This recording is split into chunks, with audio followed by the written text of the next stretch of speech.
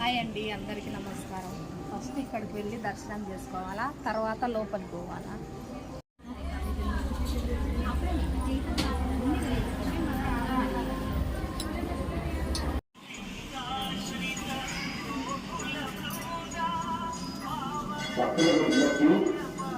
తర్వాత 7 ప్లేట్ల పట్టుకొచ్చిన వాళ్ళే వేపుగా జరిగి 7 పడలేదు.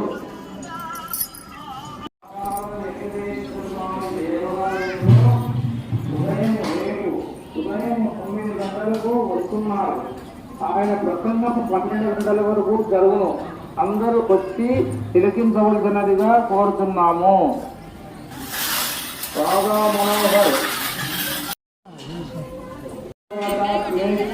శుభ్రముగా కలిగి దేవుడుగా చెప్పవలేము. మరలా ఇతరులు శుభ్రమైన శుభ్రంగా అనవలేము.